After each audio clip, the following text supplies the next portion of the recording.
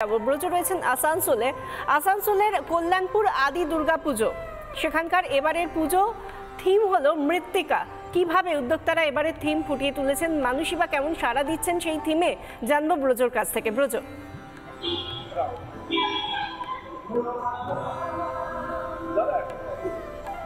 দেখো, একেবারে আসানসোল শিল্পাঞ্চলে যে পুজো মণ্ডপে আমি দাঁড়িয়ে আছি, আদি দুর্গাপূজা কল্যাণপুর, সেখানে কিন্তু চারিদিকে যখন দূষণের মাত্রা বাড়ছে হু হু করে, এবং মাটির যে শিল্পী, মাটির শিল্পসত্তা, মাটির যে সামগ্রী যখন হারিয়ে যাচ্ছে, তখন এই পুজো কমিটি মৃত্তিকা, একটু ভেতরে দেখাবো, ভেতরে দেখানোর জন্য একটু বলবো যে মৃত্তিকাকে তারা থিম করেছে।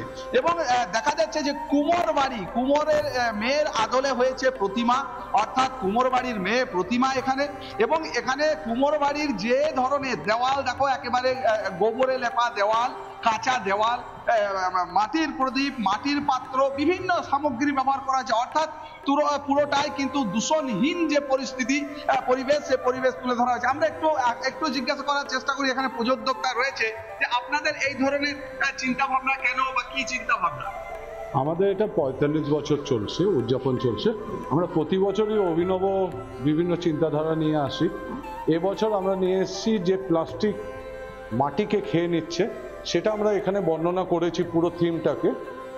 এদিকটা যদি দেখানো যায় তাহলে দেখতে পাবেন প্লাস্টিকের হাঁড়ি রাখা আছে, হাঁড়ির মধ্যে দড়ি, প্লাস্টিকের দড়ি দিয়ে বাঁধা আছে। কিছু আসানসোলের শিল্পাঞ্চল থেকে যেভাবে পরিবেশ সচেতনতার বার্তা ফুটিয়ে তোলার চেষ্টা করা হচ্ছে, সেই ছবিটাই যারা আগত দর্শনার্থী তারা দেখছেন এবং উপভোগ করছেন।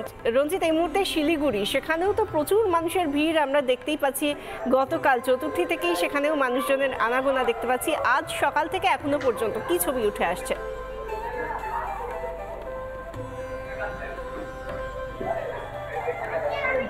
দেখো বিশাখা, এই মুহূর্তে আমি দাঁড়িয়ে রয়েছি শিলিগুড়ির উদয়ন সমিতি ক্লাবে। ইতিমধ্যে মর্তে উমার আগমন, ইতিমধ্যে আমি দেখানোর চেষ্টা করব ঠাকুর দালান বানানো হয়েছে।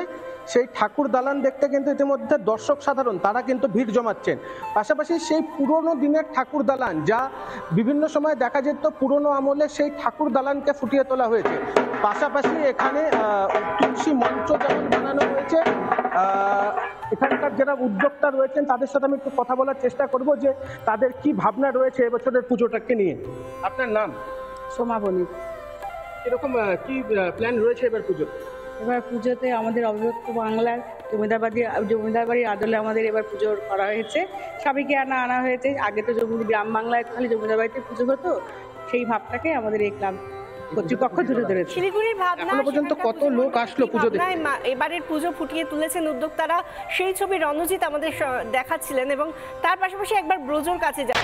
নানা ধরনের কন্টেন্ট দেখার জন্য লাইক করুন, শেয়ার করুন আমাদের ফেসবুক পেজ, সাবস্ক্রাইব করুন আমাদের ইউটিউব চ্যানেল।